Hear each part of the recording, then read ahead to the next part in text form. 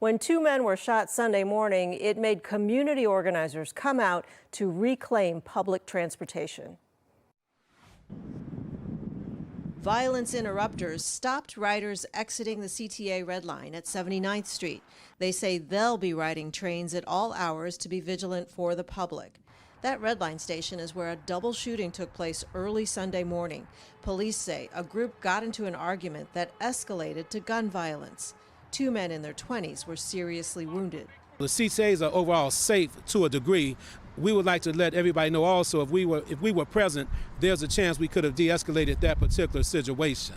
18-year-old Maurice Dodd of Chicago faces multiple charges, and the CTA is on notice. The Federal Transit Administration directed the CTA to submit an aggressive crime reduction plan by March 19th or face losing as much as $50 million in federal funding. This came after the horrific burning of a female CTA passenger and a fatal stabbing on the Blue Line. Violence interrupters say they want to be part of crime prevention. Anybody that brings a gun on a CTA train, if it's an illegal gun, that particularly means they wanted to shoot or maybe hurt somebody. Even though at night you don't have as many people on the train, but at night that's a crime of opportunity. Most of the people that board the trains, especially the people that have criminal tendencies, criminally minded people, they may say, look, no one's out here, I'll just go for it. Police say they have more patrols on the CTA, and today we saw the K-9 unit was also on patrol at 79th Street. Dawn. So the one suspect has unlawful weapons charges, but did they get the shooter? Not sure. They did arrest 3 people right after the shooting. They've charged one, only 18 years old. Police say this investigation is not over yet. All right, Joni, thank you. Well, one suspect is in custody involving shots fired by police. This happened in the 800 block of North Homan Avenue. No officer was hurt, and one suspect was taken into custody. We're working on learning if they shot the suspect. COPA is still investigating. And let's take a live look outside. It's a beautiful night. It was a beautiful day. We hope you got outside. Let's get right to meteorologist Mike Kaplan for a first look at our forecast. Hi, Mike. Hey there. I hate to live in the past, but wasn't today magnificent? It was. All right, here's where we are right now. Temperatures are still in the 60s, 63 at O'Hare and Waukegan, 61 at Gary. Okay, a couple of 50s here and there, 58 degrees in Valparaiso, but it is really mild for this time of year, this time of night. Here are today's highs. We blew away the old record of 69 degrees with that 73. Warmest day since November. And there's nothing like it in the forecast. A little bit breezy out there. Still a few spots with a 20-mile-an-hour gust, including O'Hare. That southerly wind is going to import a little more moisture, and that's going to lead to an outbreak of severe thunderstorms tomorrow, all the way from Texas into the southern Great Lakes. And yep, here in Chicagoland, we're outlook for a pretty high threat of severe weather, large hail, damaging winds, and even some threat of a tornado. I still think the highest chance of tornadoes is going to be I-80 and Point South, but anywhere in Chicagoland tomorrow, we need to be weather ready. Dawn? Thank you, Mike. Residents in Rogers Park want answers after a disturbing display on a neighborhood free library. Someone hung a little figure from a noose. You're taking a look at it outside of a box for books near Morse and Wolcott. Leslie Moreno joins us live with what residents have to say and what local leaders are doing about it. Yeah, this is very concerning for families. Residents we spoke to say it's a pretty diverse neighborhood, so to see this is a shock. Families say it's not something they want their children to see, and now they're hoping that whoever did this is watching and offers an apology. Rogers Park residents say it's deeply hurtful and disturbing. One, shocked. I would say two, kind of appalled, because I wouldn't expect it. They want to make the community worry and fear something. What appears to be a toy doll wrapped in black cloth hanging from a noose was spotted outside this neighborhood library near Morse and Wolcott, a street Natasha Ross has walked for over a decade now. When I see a black doll with a noose around it, I immediately think it's something that's racist. That's the first thing that comes to mind for me. The image started circulating on a local neighborhood Facebook page. Then families stopped by to see for themselves. We have a 5-year-old and a 2-year-old at home, and we walk this way all the time, so we pick books from there. Some online questioned whether it could be some kind of decoration. Others say it appears to be witchcraft, voodoo, or something more sinister. But with everything going on in today's society, I'm not surprised by it by any means. We reached out to Alderwoman Maria Haddon from the 49th Ward for comment. She said, quote, Our office is deeply disturbed by this. We categorically condemn this incident and remain committed to fostering an inclusive and diverse community, one that Rogers Park has always been known for. We also checked with neighbors to see if anyone's cameras capture the person in the act. If something like that's in one of our reading boxes, I'm assuming it's from someone in the neighborhood. It's not a joke. Like, I have bubbles. I'm walking around with bubbles and my nephew, you know. Like, this is the last thing I want to hear that's happening in the neighborhood. So it's sad, it's scary, but thank you for doing your job. Thank you for being here. It's unclear who placed the doll there or what the intentions behind it may have been. Chicago police are investigating. Yeah, so how do you report it? Did they call police? Who they call first? Yeah, essentially residents would report this as a non-emergency. I can tell you that in 2024, City Council passed a Chicago versus hate ordinance. And essentially what this is people are able to call into 311, non-emergency number, and report it. This ordinance, again, was passed after seeing an uptick in crime. And again, you know, we tried knocking on some doors to see if maybe someone had surveillance footage and they captured all of this, but no luck there. And, you know, local leaders are just hoping that whoever did this is watching and can learn from all of this. All right, Leslie, thank you. And we have a follow-up to the story we brought you last month in Valparaiso about a high school student who is allegedly injured at football practice. His family is now suing the school district. Brett Bagansky shows you why the family is arguing the school dropped the ball. When he hit the ground, it was severe contact and potential brain damage. Excessive force, traumatic brain injury, and severe concussion. These are the words used to describe a lawsuit from Jason Solomon on behalf of his son Malachi, who allegedly got injured during an unpadded football practice on February 2nd in the field house of Valparaiso High School. This was a non-contact drill in a preseason practice. So when a player is removing himself from a practice during a non-contact drill, that should theoretically raise some alarm bells. The lawsuit said Malachi was forcefully pushed to the ground by two other football players, contrary to the nature of the drill and accepted safety practices. Malachi's father told us last month the school never notified him about the injuries, and when he got to school, the coach allegedly tried to talk him out of going to the hospital. The head coach and the trainer told me it was a sprained wrist and go home, and I was told that you're lucky that you didn't listen to them and took him to the ER, because he could have came home, went to bed and crashed out. And I could have, that next day, I could have woke up and my son could have been gone. Nobody really knew what was happening, it sounded like. The coaches were unaware, or at least had not taken steps to address the injuries. I reached out to Valparaiso Community Schools to get their side of the story, and while I'm still waiting to hear back from them, I did speak to the superintendent last month, who told me that nobody witnessed any injury during the practice, and then the coach only found out about the injury after the practice was over. The family sent us pictures of Malachi in the hospital this past Thursday after they said he continues to have blurred vision, trouble walking, trouble sleeping, and suffers nosebleeds. What's the Solomon family looking for here? That is somewhat difficult to answer. Are they looking even for their medical bills to be paid? It isn't fair that then they have to suffer insane or crazy amounts of medical bills just because their son was injured at a football practice that should not have happened. Brett Bagansky, Fox Chicago. A new place is now open to help kids with developmental challenges. Family Focus is the name. It's in South Shore. It has opened a new learning space. There was the ribbon cutting.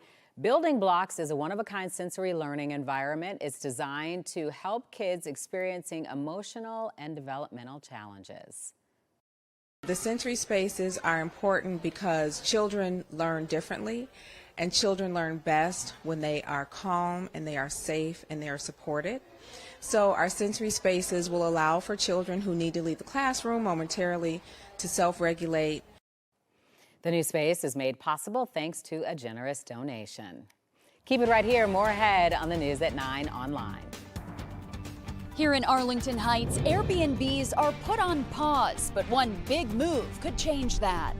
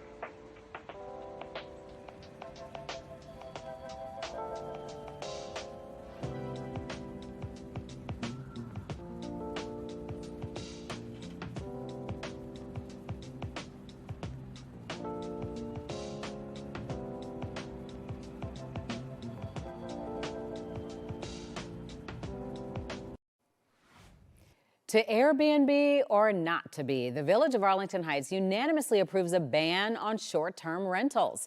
As Casey Cronus explains, there is one big move that could change it. The ban kicks in on July 1st, but the rules will likely be reconsidered if the Bears build their new stadium here. In Arlington Heights, unless you're moving in for at least 30 days, short-term rentals, including Airbnbs, are checking out. It became obvious that we needed to address this. And so for the time being, that's what we've done. The board's unanimous decision comes after some neighbors have raised concerns about noise, partying, and a revolving door of tenants at certain rental properties. Mayor Jim Tenalia says it's also a way to maintain the village's character. One of the things that I think is a valid concern is that when companies get wind of the idea, oh, we can buy up some of the smaller houses, less expensive houses, and turn this into a profit source, a business, opportunity, that removes a lot of attainable or affordable homes from our housing stock. But if the Chicago Bears take up residency here, Tenalia says they'll reopen their playbook. I'm relatively certain that depending on what happens with the 326 acres on our west side, it will come up again. This will take a deeper dive. And at that point, what I hope to do is put together a task force or a think tank of, interested parties, pro and con. Those who oppose the ban include residents like Devin Gray, who lives in the community and operates just one rental property. To me, it seems like the village is kicking the can down the road when there's an opportunity to come up with smart regulations instead. He says his recent guests have included an elderly couple that's renovating their home, a family in town for a karate tournament, and professionals heading to a convention in Rosemont. I think about Airbnb being a great solution for folks like that. Those are the types of neighbors that we do want visiting Arlington Heights. Instead of a ban, Gray is urging officials to enforce noise ordinances, license operators, and perhaps even impose a hotel tax. There are no boutique hotels in downtown Arlington Heights like you find in Lake Forest. There are no nice chains to stay at. The reality is, if we do see the Bears come to Arlington Heights, as we are hoping, this is a problem that we need to address. If there's a Super Bowl in town or a Big Ten championship in town, people are going to rent out their homes. And so rather than take a reactive approach to this years from now, we should be proactive. We should be planning for the future. We should put regulations in place now. Other suburbs have enacted similar bans or restrictions on short-term rentals, including Hinsdale, Schiller Park, and Glen Ellen, where one operator is taking the village to court over the issue. In Arlington Heights, Casey Cronus, Fox Chicago. The long recovery process begins for people in America's heartland. Tornadoes ripped through the area this past weekend. The National Weather Service confirming 18 tornadoes barreled through towns from Oklahoma to Michigan. The severe storms destroyed homes, downed trees, and overturned cars. Thousands are without power or running water. Communities are now banding together to support each other and assess the damage. The roar kept getting louder and louder. When I looked out that window, things were flying upwards. You just see this big funnel cloud and then lightning, and all the trees started cracking and falling. It was pretty bad. I saw power sparking. There could be more damage ahead. Another round of possible tornadoes could hit again by midweek. Well, let's bring in meteorologist Mike Kaplan, because you've been talking to us. It looks beautiful tonight, but you've been talking to us about the storms that are coming. Yeah, tomorrow's going to be a big day, I think, for severe weather, not just here, but across a big portion of the country. More than a dozen states kind of under the gun for this. So let's start with that map. This is where severe thunderstorms are possible, and in some cases downright likely. Kind of see two highlighted areas in orange. That's a level 3 out of 5 enhanced risk area over parts of Texas. And then where's the other one? Northern Illinois, northwest Indiana. And this extends into central Illinois as well. This is where the risk of severe thunderstorms is greater. But anywhere in Chicagoland could get large hail, damaging straight line winds. And I think in particular in the orange shaded area, and maybe even more so I-80 and Point South, that is where there's a higher risk of tornadoes, or at least an isolated tornado at some point tomorrow, especially late in the afternoon, but perhaps more likely at night. Here's our Weather Authority Futurecast showing An increase in cloud cover tonight, and tomorrow there's going to be a huge difference in temperatures from north to south.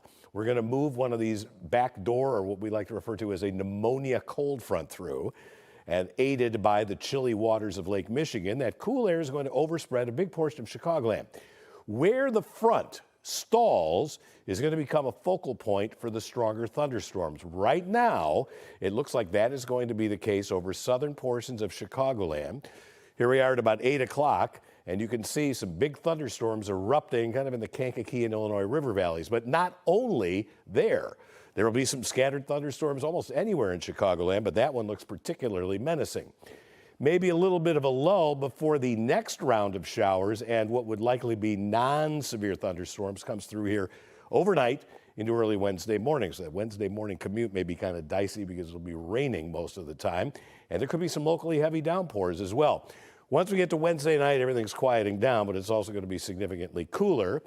And then we get you to Thursday, and we're talking about a chilly day, but at least there will be some sunshine. Forecast rainfall. On top of the severe weather threat, there can be some locally heavy downpours. Our model is mainly focusing some of that heavier rain over southern sections of Chicagoland, but don't be surprised if that's a little bit more widespread.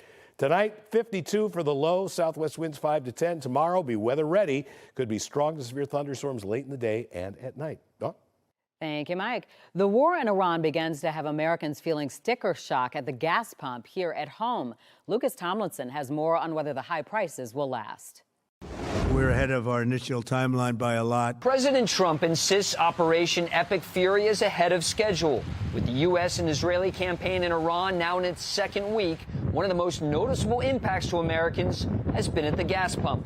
I stopped at 8 gallons because I couldn't afford to fill in my tank. According to AAA, the national average for a gallon of gas was $3.47 on Monday, up nearly 50 cents compared to a week ago. One of the highest levels we have seen in the past 25 years. Reports suggest the U.S. and Israel were not on the same page with Israeli strikes on Iranian oil depots over the weekend. The strikes creating huge fireballs in Tehran and smoke plumes that could be seen for miles. Administration officials hope those images won't rattle the markets too much. This price increase is going to be temporary, and it is a small price to pay for the idea that we're going to get rid of a terrorist regime that has been holding the world economy hostage for 47 years. The war has essentially stopped traffic in the Strait of Hormuz, which transits roughly a fifth of the global oil supply. President Trump has suggested the U.S. could, quote, take it over to get things moving again. We'll take them out so quickly, they'll never be able to recover, ever. If they want to play that game, they better not play that game. The president says the U.S. is offering political risk insurance to get those tankers moving again through the strait, and has even offered to send U.S. warships to escort them if needed. In Dubai, Lucas Tomlinson, Fox Chicago. Dawn, back to you. Thank you, Lucas. Novo Nordisk drops its patent infringement case against Hims and Hers. David Assman has the story and more in your Fox Business headlines.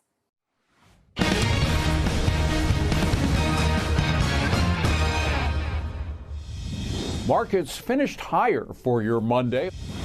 All three major indices green across the board in a dramatic turnaround.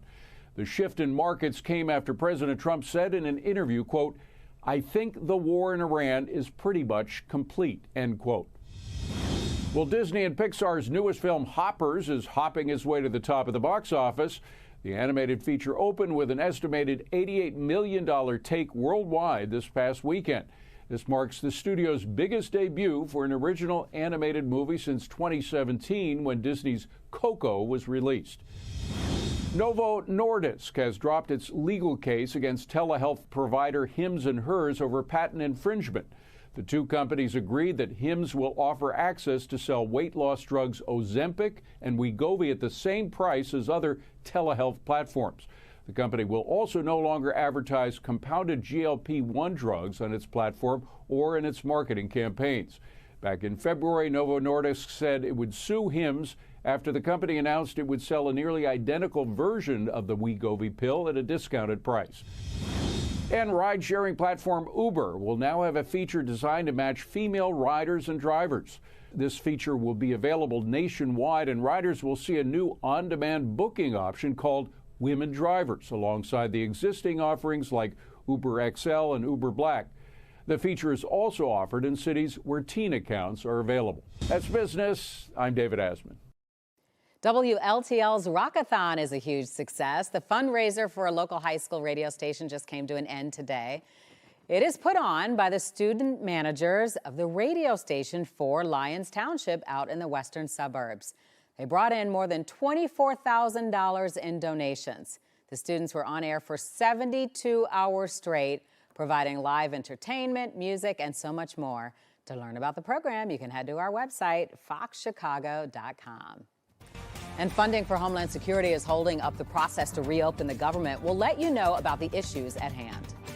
Hey everybody, Paris Schutz here in the newsroom. Coming up tonight at 10 on the Chicago Report, mixed messages coming from the Trump administration today on how long the war in Iran will last, as new reporting points to the U.S. as likely responsible for that deadly school bombing misfire. Plus, $18 million plus in special interest, quote unquote, dark money pouring into Illinois campaigns. What do they want and why? We get the skinny. All that and more tonight on the Chicago Report.